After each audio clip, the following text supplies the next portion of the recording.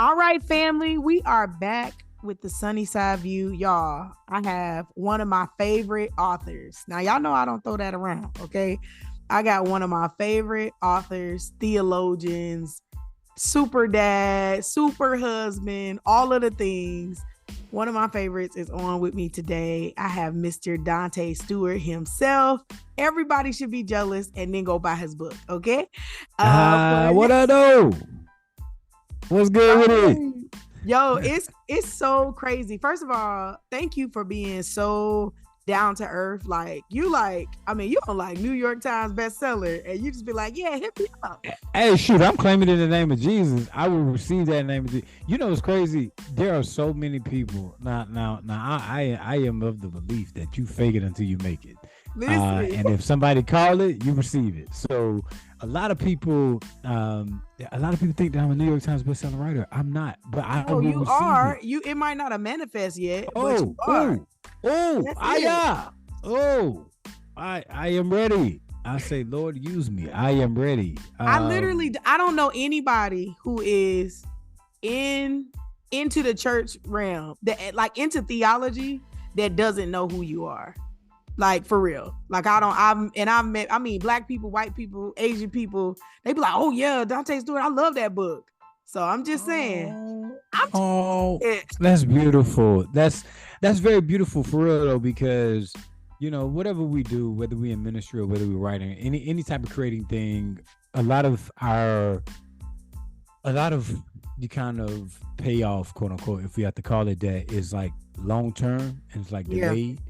We kind of in the nitty gritty and grinding at the thing every single day. Like right now, like every day I'm at the coffee shop at 9 a.m., 9:30, trying to figure out like writing the next book, you know, essays, working on projects and things like that. And, you know, I ain't gonna lie, like it just feels like I have been kind of playing the long game as it relates to like the season I'm in right now. I'm kind of in this kind of liminal space.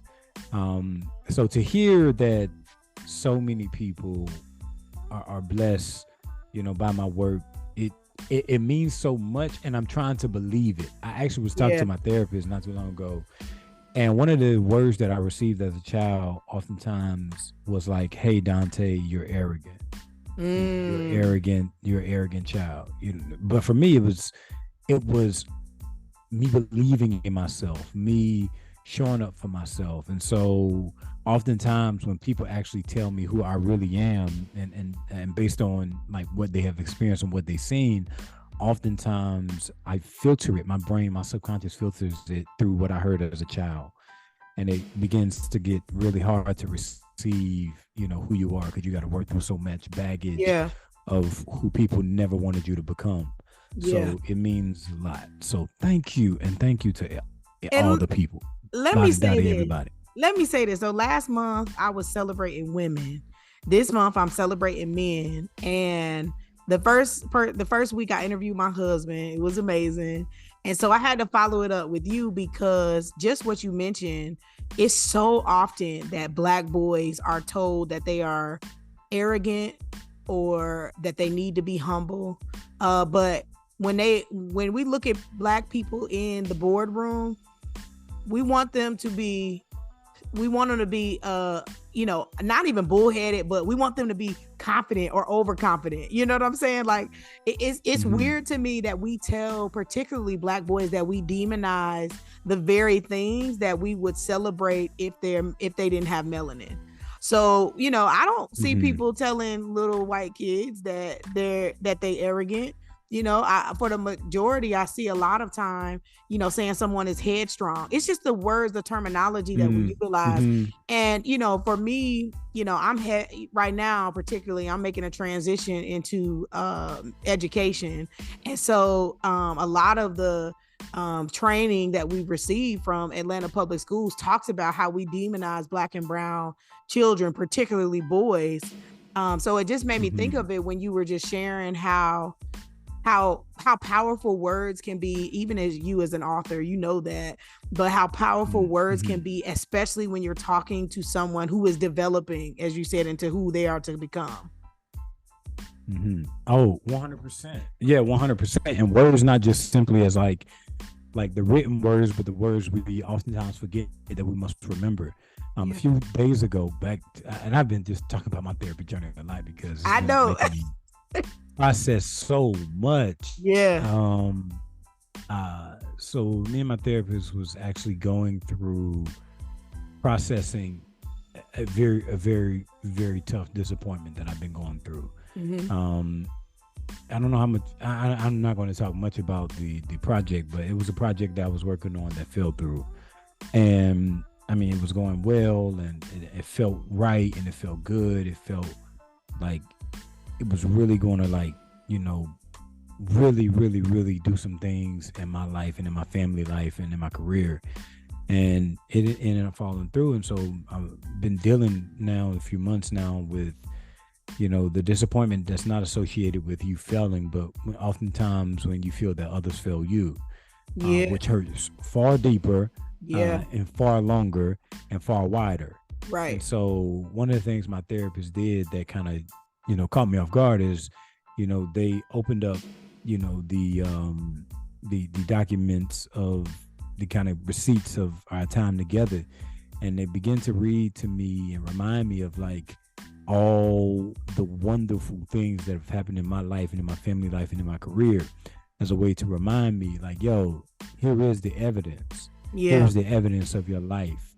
You, through your experience, are viewing your life simply through what is happening in front of you, when in actuality I'm here to simply remind you of what's behind you. And I think a lot of times so many of us are so caught up, especially for those of us who were either athletes, or those of us who are high functioning individuals, or those of us who have had a chip on our shoulders. Oftentimes we have been led to believe that our eyes should always remain forward, Yeah. when in actuality sometimes our eyes need to go backward. And then my therapist did this. He pulled up a document that had the positive traits of a human being, and for 2 minutes straight, slowly, rhythmically, with cadence, he began to read: trustworthy, loving, Wow. compassionate, amazing, beautiful, audacious, intuitive, spiritual, and begin to read all these words to me that describe the positive human being. And at the end of those few minutes that he did that, he simply said, I just wanted to remind you of who you are. Wow. So as much as the words that we put out into the world, that come from us, is life altering and beautiful and amazing to others, it is also the words that we must remember, that we have forgotten, Yeah. that we oftentimes need. And I think a lot of us, especially in this season, where it just feels like a lot of people are dealing with this kind of long game grief, associated with what 2020 and beyond has done to us. We need the words of reminder for this new Yeah. moment. Yeah. I love that. I love and I'm like I said, I've been watching your journey. Really think it's just so dope how you have authentically kind of shared with the world your experience being a man and talking through mental health, right? And I don't feel like a lot of men, period, get the opportunity to really be authentic with themselves, to say, I am not okay. You know what I'm saying? I think y'all so often, historically, society tells you got to have it all together. I believe it's pressure, from your families, being a parent, being a spouse. Like, it's so much that kind of comes with that. How have you kind of made the turn to really just be able to share, to be fully authentic? And how has that changed maybe how you interact with your spouse, with your children, with even in the work that you do? Mm-hmm. So two things have happened in everybody's life, in your life, in my life, in every single one of the lives that we would encounter, children, elderly folk, no matter what. And if we can gather a moment in our lives, just take any moment in your life that happened in the past. Don't try too hard. And right now, two things have happened between those two moments. Number one, our heart have been broken. And number two, it has done something to us. For me, my heartbreak has turned me into a more sensitive person. Either the heartbreak that was forced upon me because of others' desire to make me into something that I didn't want to become, or either the heartbreak within me because I either failed myself or failed to forgive myself for the situations that I put myself in, or the many ways that I had not loved myself in the ways that I needed when I needed it most. And I think for me, my heartbreak has turned me into particularly turned me into a sensitive person.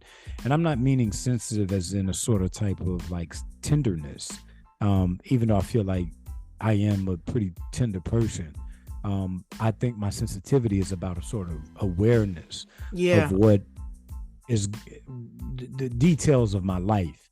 I pay very particular attention to the details of my life, and that has grown out of my experience of heartbreak, whether that was something as simple as like, you know, I was a young kid raised in a Pentecostal church and I'm a drummer, and me not being able to play the drums because somebody else thought that a drummer was better than me, and therefore I have to prove them wrong that I can actually play the drums. Or something like going to Clemson after being an all-star in South Carolina playing football and having to walk on to a university where you are not known by anybody and you got to prove, you know, why you're here. Or, you know, going into the white church and being the black dude in the white space, and you have to prove that your theology is sound and that you're this and you're that, et cetera, et cetera.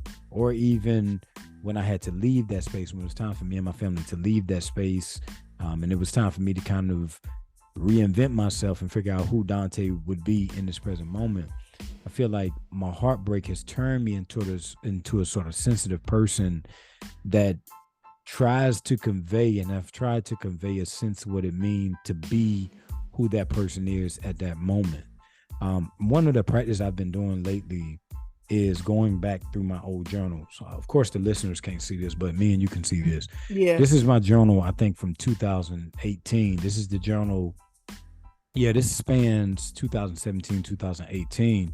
This particular journal spans my time inside of the white church in 2017, from about when the Unite the Right happened all the way until April 11th, 2018. And with me leaving the white church space, it begins on January 18th, 2017, another year, another journal, same God, same journey, same joy. Then on Wednesday, April the 11th, 2018, I write, there is so much to be angry about right now. Wow. And so here encapsulated in a year and some change of a singular life is a young man who's trying to convince himself that whatever space he is in represents something new for him. But by the time he completes that journey, knows that in reflection, there's so much still to be angry about.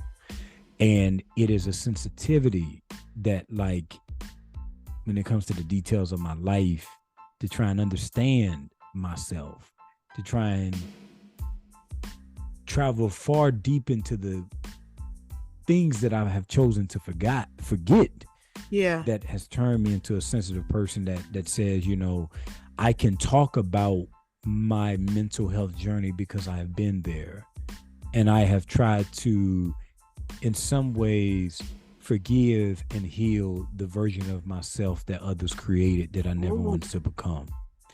And so it has been a scary journey because it's a scary journey because it's easier to look away than to look back. Like, it's a far easier thing to do. Wait a minute. First of all, I wonder if you just, like, when you be talking, if you just be like, oh, this should be in a book. Because that's what I'll be thinking. I really be like, What? I got, what's crazy? What's crazy is I actually have to get better at that. A couple of my friends and I mean a couple of my really good friends and my therapist have been, suggesting that like, yo, Dante, you need to like really lean into your own voice. Yes. Because like you see me, nobody sees me. My office is full of books. There are books everywhere. Books.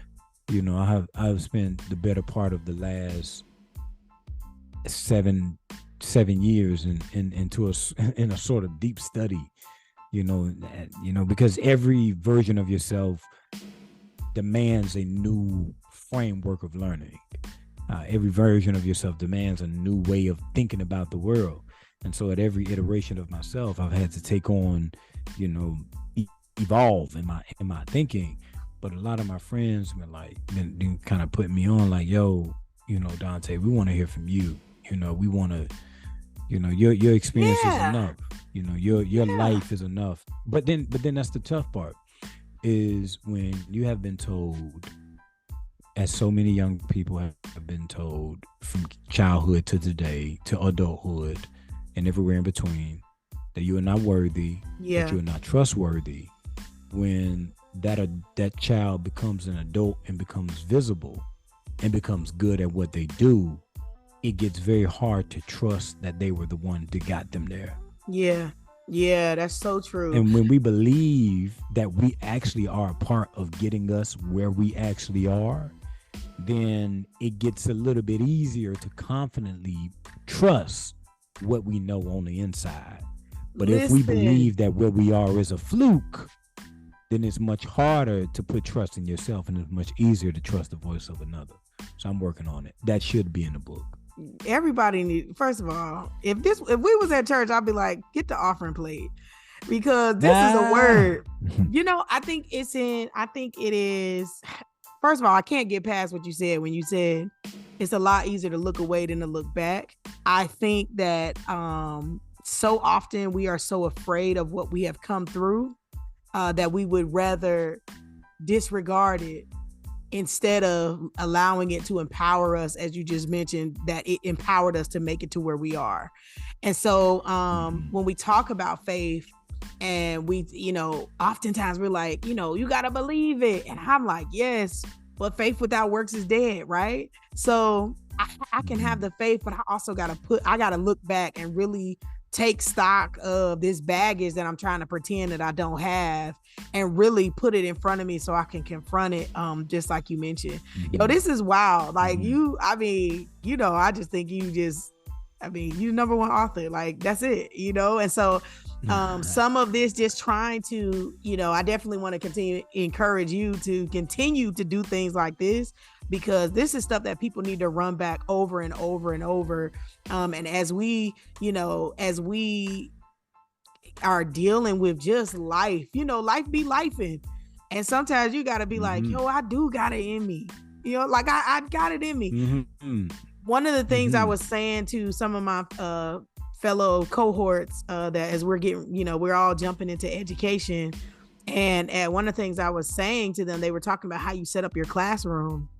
And I said, well, I really got to take my experience from youth ministry, because that's what I've done for so many years. And one thing I do is I tell every kid that they're a genius. On the first day I meet them, I know that you're a genius. We might not know what you're a genius at just yet, but I know that there's genius in you in some area, in some passion. It could be in art, it could be in sports, it could be in math, it could be in reading, whatever it is. But my job as the adult assigned to you is to walk beside you so we find out the core of your genius. And it makes me think that if we were to tell every kid that, automatically, not that you're bad, not that you talk too much, not that you run around too much, if we were to tell them, hey, I know you're a genius, let's work together to figure out where you're a genius at, I think we would just see a different world than we're seeing right now. And unfortunately, what we're dealing with now, even with adults, we're dealing with adults who were told to be quiet, who were told they were too much, as a child. So hearing you really deal with those aspects and kind of confronting yourself, really helps. And I think it's really going to help somebody as you continue to do that. I do want to jump facts. into. And go ahead. Yeah, let's Go go. ahead. Let's It's go. your Let's go. world. Let's It's do your it. Let's do it. world. No. You good. You good. You good. You good. You good. You good. Let's go. Let's go. We got more good. Trust me. So I do want to jump into talking about your book because first of all, this whole first part, people can again hear your genius. But just talking about how in your book, Shoutin in the Fire, like you share this deeply personal journey of life, of leaving a predominantly white evangelical church. You kind of talk through all that you began to do, and as you began like your pursuit of faith outside of that demographic, how did the wisdom and teaching of people like James Cone and James Baldwin, Toni Morrison, how did they influence your understanding of faith and race? That's good. So for me, they let me know that I wasn't crazy, because to be in a space that desires to erase you, silence you, belittle you, is to be inside of a space that, in some sense, does not trust you with like your truth. I know people tend to say, okay, there is no such thing as quote unquote your truth. Especially Christians say that, but Christians acknowledge that there are a multitude of religions in the world as a real thing, as a real phenomenon. Right. You have multitude of religions. You know, you have Muslims in the world. You know, you have Jewish brothers, the Jewish religion in the world. You know, you have those who are Buddhists. And what you're saying is that when you show up as a Christian in the world, you're showing up in your truth. Or whatnot. So a lot of times, you know, when you're in spaces that does not desire like to protect your humanity and explore it as if it's a real thing that makes a demand on the world that we live in together, oftentimes many of those people will gaslight you to somehow say that like your humanity matters less. And so when I made the shift out of the white church, it was actually the beginning of the shift. The seeds of the shift for the evolution happened in 2016 with the Philando Castile and Alton Sterling. And then Donald Trump, and then many of the white folk during in that space. I began one chapter. I think it's the chapter Rage. You know, what radicalized you? What was the question that came up? And I quickly quote tweeted Jesus and James Baldwin. And I write that only thing is that was a lie. It wasn't Jesus nor James Baldwin. It was white people, apathetic white people. And that was very true. Because most of my social networks was around white people. Went to church with them, was in the seminary, was friends with them, and all of the above, right? Yeah. And so when I began to exit that space, it was one of the major trips was we went to DC and we went to the National Museum of African American Art, History, and Cultures, i.e. the Black Museum. We went to the Black Museum in DC, and it was almost as if every level that I went to transported me into a time that wanted to save me from myself. And so it was almost like a journey. It was almost standing at the burning bush where the museum became the voice of God speaking to me and saying, child, you don't have to do this alone. You don't have to be something that you're not in order for others to be comfortable. You are not a slave. You are not, you know, a servant to these people. You are not somebody that must, you know, labor for them for free, must labor to build their environment. No, you are more. And so I began to read, and actually was handed a book by my friend Drew Hall, who's one of my good friends to this day, white brother, handed me a Martin Luther King's Where Do We Go From Here, which led me to read James Baldwin, The Fire Next Time. And after I read James Baldwin, The Fire Next Time, I actually picked up Eddie Glaude's Democracy in Black. And from picking up Eddie Glaude's Democracy in Black, I began to like look up all these people online, and so that led me to James Cone, and led me to Katie Cannon. It led me to M. Sean Copeland, who are all theologians in beautiful ways. Emily Towns. Yeah. And so then that led me to a sort of real evolution and awakening where they gave me the truth that young child, you are not crazy. Young man, you are not crazy. But number two, it was also the truth that really picked me up, was there is more for you than this. Mm-hmm. And so it was almost the story of Gideon, where God speaks to Gideon, and Gideon talks back to God. Where were you when all of this was happening to us? When the Midianites, came in and oppressed us, where were you at, God? When all of this happened, God simply responded to Gideon, not correcting his question, not bringing wrath down on his question, but simply saying, Gideon, go in the strength that you have. Wow. Blessed me when I read that text, because it seems to suggest that God wants Gideon to know that even though a lot has been taken and given away, there is still real strength that resides inside. And so goodness. when I think about James Cone or James Baldwin, particularly the Baldwin quote, Baldwin said, it was intended that you would perish. He says this at the beginning of The Fire Next Time. It was intended that you would perish, but you did not. Then he goes on to say, what people cause you, what people have you go through and cause you to endure is not a testament to your inferiority or its significance, but it's a testament to their insecurity and their fear. Yeah. So it's almost like Baldwin to his nephew is becoming like God to Gideon. Yes, they have taken things away. Yes, you have things that are taken away, but there is still so much that reside in you. It's not you that is insufficient. It is them that are insecure. And so then as I begin to read, it really was a salvation for me. Not only did they tell me, that you are not crazy. There is more for you. But it also reminded me that, Dante, you are not alone. Yeah. You are not alone. You are not alone. You are not alone. Isn't that the word I think that every Christian desires? Every person of faith desires that your spiritual community, your God, tells you that you are not crazy in what you're going through. Yeah. There is more for you and you are not alone. And really, that was the way that I believe that Black literature became, a sort of sacred text to me. Because really, that's the three kind of messages, the three main kind of thrust of the biblical text. You ain't crazy about what's happening in this world, what's happening in your life, or what's happening with your folk. Right. There is more for you than this, and you are not alone. And I feel like Black literature gave me those three words, and that was the voice of God speaking to me. So I love how you actually are kind of segueing into this quote that you wrote in Shoutin in the Fire. You said on page 21, you said, in my pursuit to be a better Christian, I didn't answer any of it.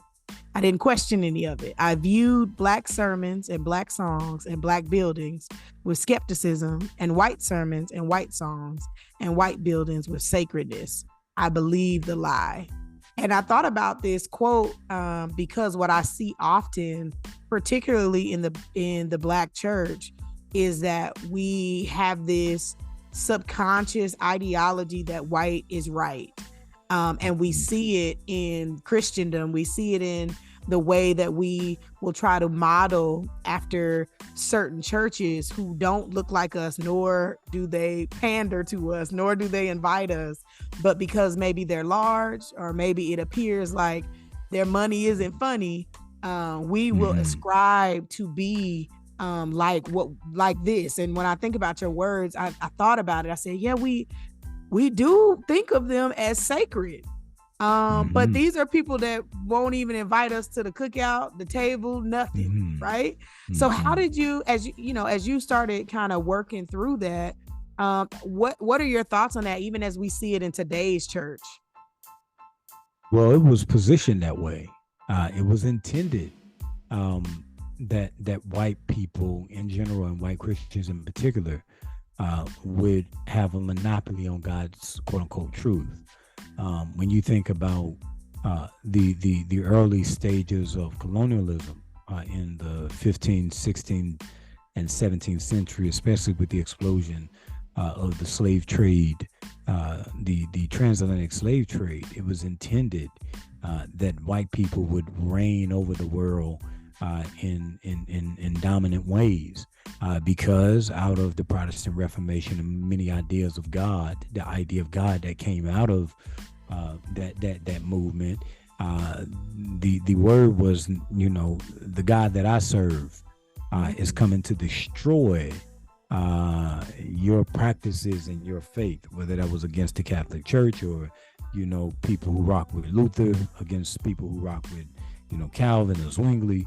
All these Christians was like, throwing babies in the river, and throwing people in the river, tying them to chairs and drowning them. Yeah. Because they didn't agree on the idea of God and the faith and, the sacraments and things like that. And out of that came, white folks' desire to dominate the world. And it was intended that would be the case. And through centuries, that continued to be the case. And, it began to be challenged in the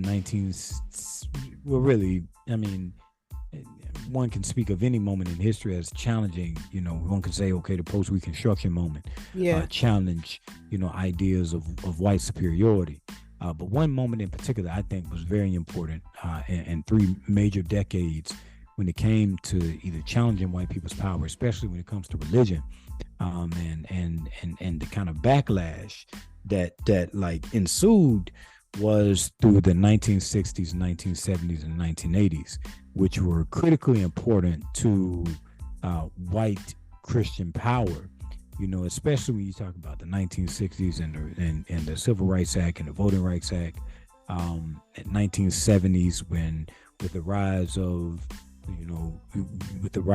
1960s, 1970s, I think the major legal measures was passed down where you can teach, didn't have to teach religion, but you can teach about religion. Therefore, people who were not actually religious got to teach about religion, therefore would criticize ideas of religion in school. So you had all this happening in the 1960s. Then you had the 1970s where you kind of got this void of King being murdered, the right. Rise of Black studies, the rise of the feminist movement, the rise of, on into the 80s with the rise of the gay and lesbian movement, the rise of all these movements across the world, in like universities and in grassroots ways. And whenever that happened, usually when people get more educated about themselves and about the world, that usually translates into more political power, which more political power creates a dynamic whereby those in power want to stifle it, want to dominate it, want to infiltrate it, want to confuse it, want to do all those things. And that was nothing new. It happened back in biblical times with Nehemiah. When Nehemiah goes back to town and wants to rebuild the city, wants to make life better for his people, then Tobias and Sanballat, what they want to do is distract, infiltrate the work in order somehow to discourage Nehemiah and the people from what they knew were true of them and what should be true outside of them. And so here is evangelicals in the 80s and 90s, getting together to really address politics and try and create power around politics. And in the 90s with between like 1992 and I think 1995, where you have Rodney King and then all these kind of domestic terrorist organizations rising up, and everybody was asking this question, what are we going to do? And so, through all these moments in the 60s, 70s, 80s, and 90s, you have white evangelicals steadily, white Christians steadily, on the one hand, distracting and exploiting, but also on the other hand, infiltrating these movements for justice, especially when it comes to like God and theology, and trying to stifle and control who gets to say what, when, where, how. All these like big name corporations exploding in like media and print and things like that. And so it was always intended that way from the beginning, like whether it was in the 60s, 70s, 80s, and 90s, where like even in the 90s, let's all just get along. Well, that let's all just get along was still under the banner of white Christianity. Yeah. Let's all get along on our terms. And it employed this same dynamic from back in the day in colonialism that believes that white people are the only people who can represent the voice of God, and that everybody must listen to them, and if they don't, they must be punished. Yeah. And so it just has been that way again and again and again and again. And I think one of the ways that I have begun to challenge it, and forgive me for belaboring the point, but I think it's like important that people know the context. Yeah, you gotta know all the pieces. We do gotta put some pieces together. So one of the ways I began to challenge it first and foremost was to broaden my reading to take seriously that what we say as Black people is enough to think about the world. And the way I think about the world, the way I respond to the world, the way I live in the world should be formed by the people that I come from. Yeah. And not from people who had destroyed the people that I come from. That's so good. I began, for real, I began to challenge the white narrative in my mind. Arthur Riley got a beautiful way of saying this, the undoing of the white God, the undoing of God. I love that idea, the undoing of this white idea of God. So that for me was one of the ways for me to challenge that. Another way for me to challenge that was to change my seminary context. I needed to get out of conservative seminaries, conservative white seminaries, and get in a space. If indeed I was being trained for ministry, then I wanted to be trained for ministry, not to serve the needs of white evangelicals, but I wanted to serve the needs of the world. Yeah. When Jesus says this, right? Jesus in John 10:10 says that I've come that they may have life and life to the full. The thief comes to steal, kill, and destroy, but I come that they may have life. One of the things that blessed me about that text is that Jesus is clear to say they, not your group. I've come that your group, your tradition, your faith. No, that ain't it. Like, I come that they may have life and life to the full. And I wanted to take that seriously in my seminary context to say that, like, I want to be in a space that allows me to serve this world. Yeah. And I can't do it by being in a space that believes that I must only serve the power of one group. Yeah. So that's the second way that I challenge it. The third way I think we challenge that is to confront it in ourselves.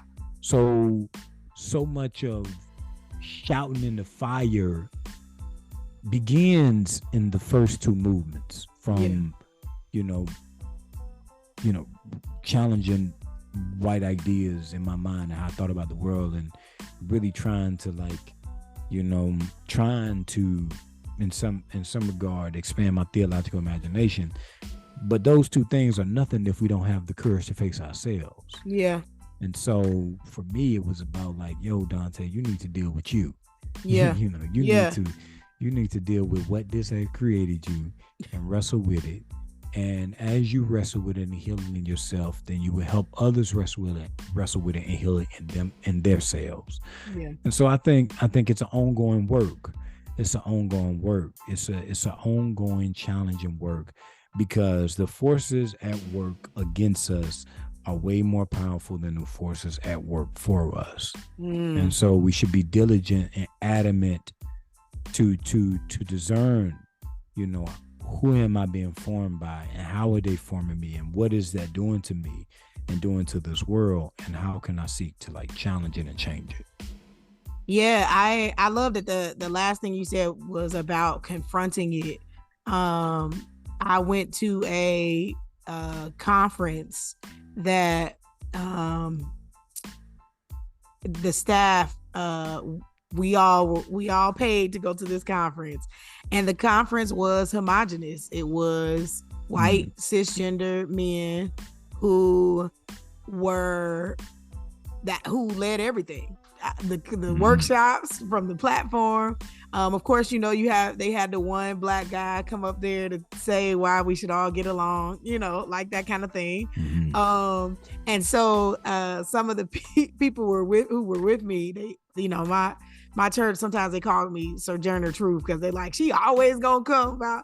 And I was like, we gotta stop spending money in these places that don't look like us. I don't have to come here to learn something, because it's clear y'all are telling me that I'm not welcome. You're not saying the words, but it's showing by who's invited, who's on your flyers. There's nobody black or brown in these flyers. And so in one of the workshops, I'm not gonna say what the name of the thing was, because everybody would know.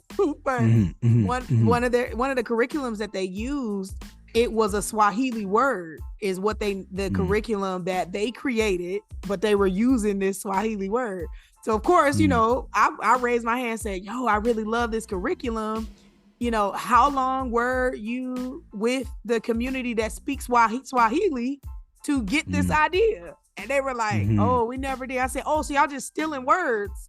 And so, you know, my colleagues were like, you always gonna ask. I'm like, yeah, because I just don't understand. And I want them to think about it next time. You know, I think, you know, some people are gonna plant the seed, somebody else is gonna water it, and somebody else is gonna reap the harvest. But I'm gonna plant a seed if I got to every time. So facts. I love how you said, you know, confront it. And it's gonna bring me really to my last question, where I wanted to ask you, as someone who is absolutely, you know, I'm currently pursuing my master's. My master's is in social justice and community organizing. And I'm probably one of maybe 3 in the whole program that come from the faith sector. So how do you see like the intersection of faith, racial justice, and activism evolving in the coming years? In your book, you talk about, you know, you talk about your personal journey, and then some of the work that you have had to confront and put out. You know, what role do you think that individuals and communities of faith particularly can play in creating a more just and equitable society? How can the church start that conversation? I will only speak for me and what I think, just because I don't have expertise in this area.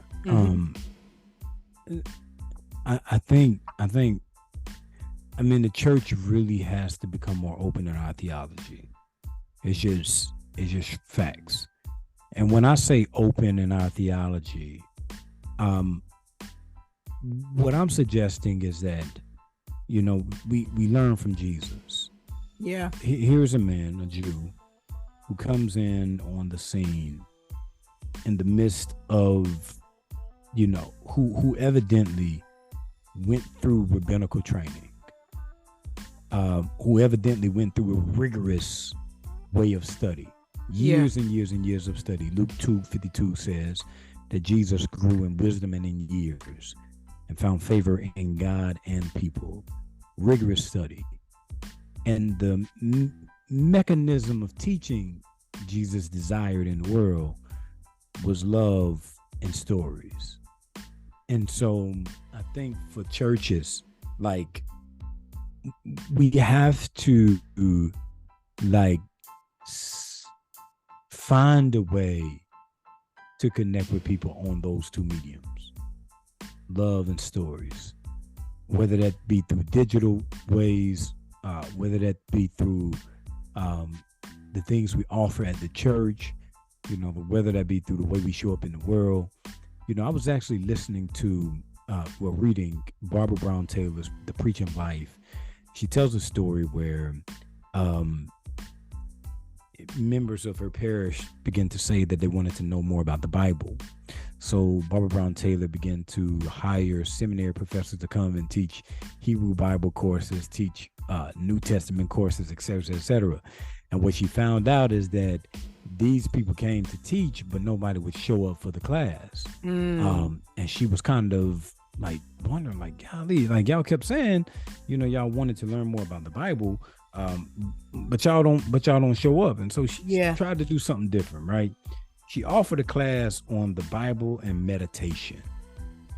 Offered a class on the Bible and meditation, and the class was overflowing with people. And as she stepped back from those two situations, she said this was one thing that she learned. When people say, I want to know more about the Bible, what they really mean is, I want a deeper experience with God.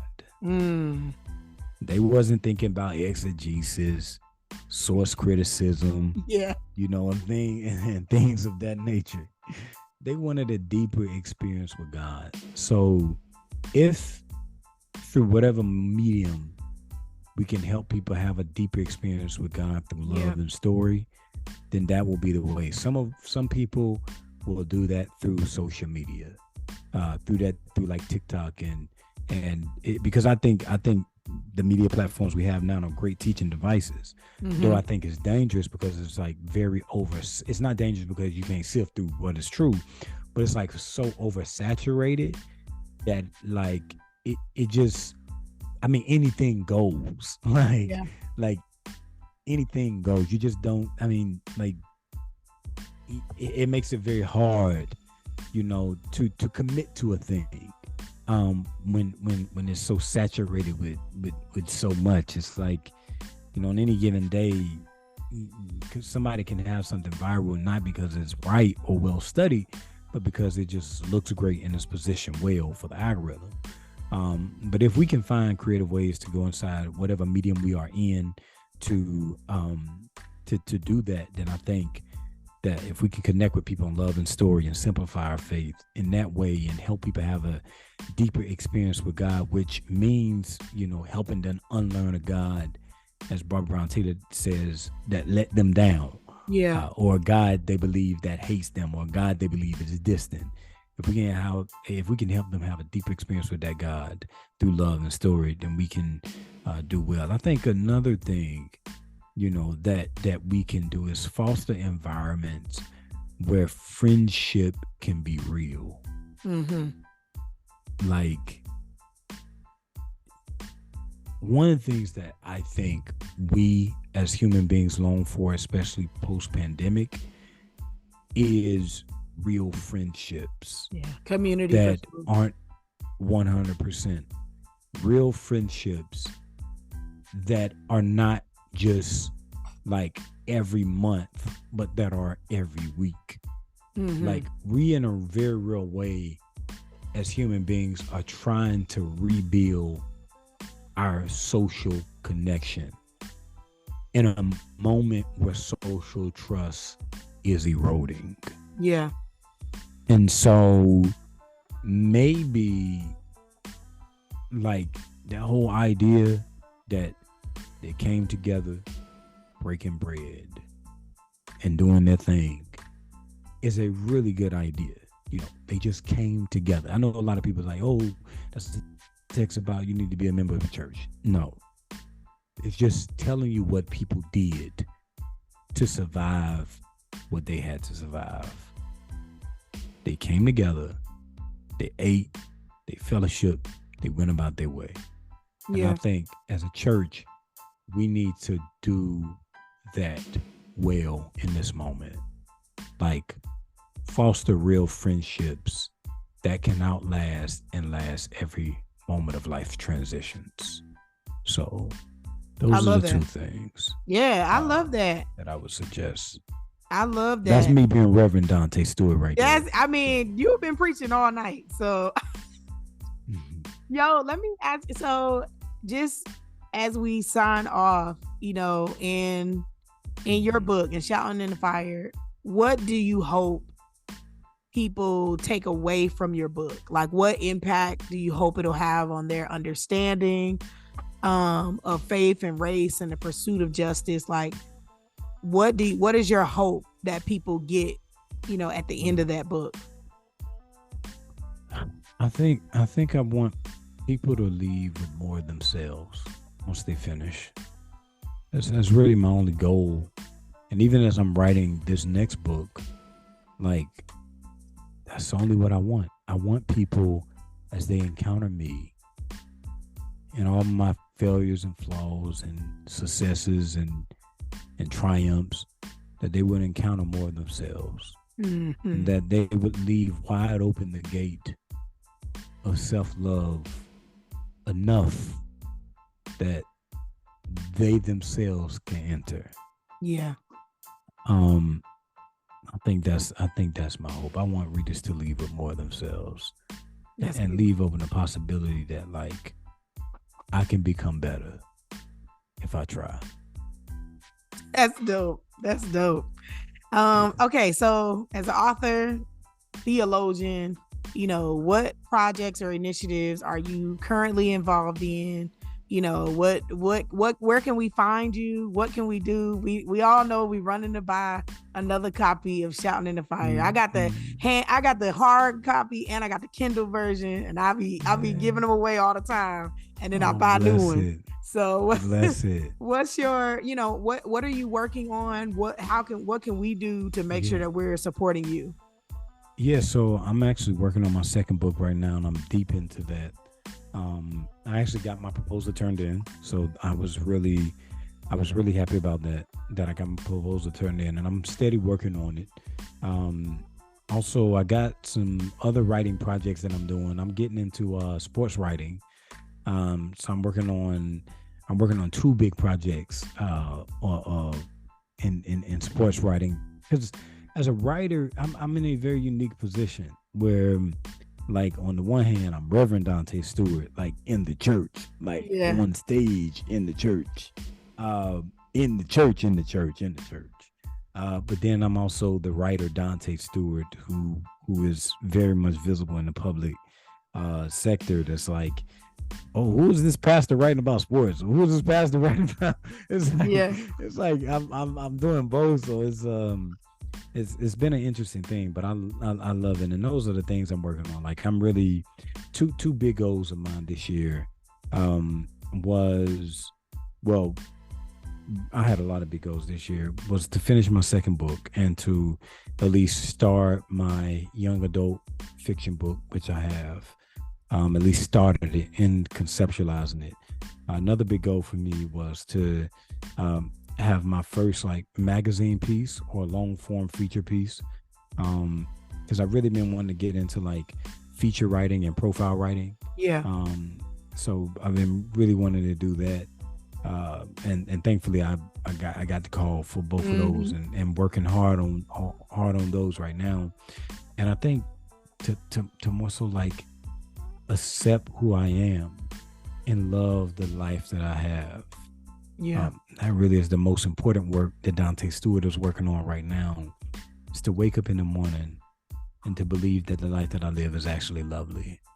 And I just don't want to pressure myself too much and somehow leave this world with less of myself than when I came in. That's dope. Well, thank you so much for hanging out. How can the people follow you? Your website. What's your Just go to my website. I need to update that thing. My agent that got on me about updating my website. My friends that got on me. I need to hire me an assistant.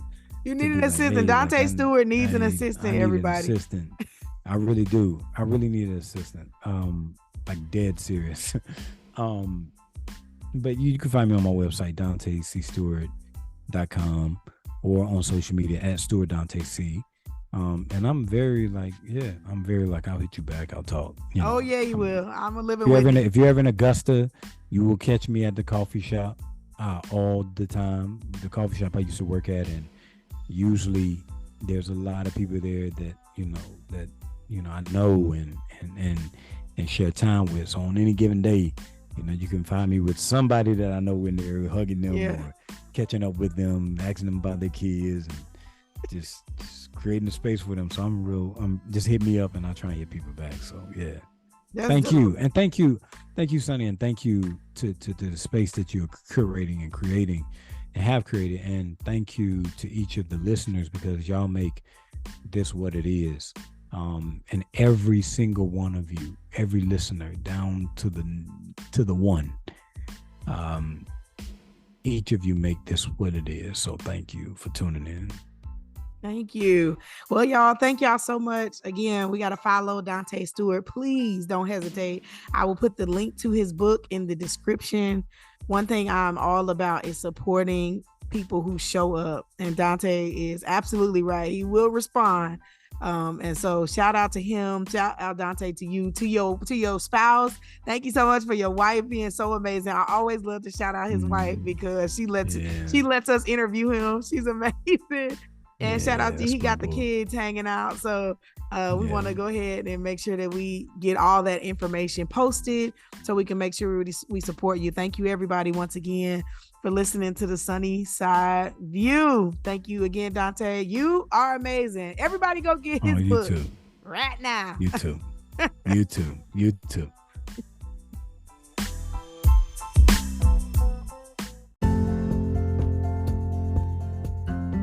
Thank you for listening to my Sunny Side View.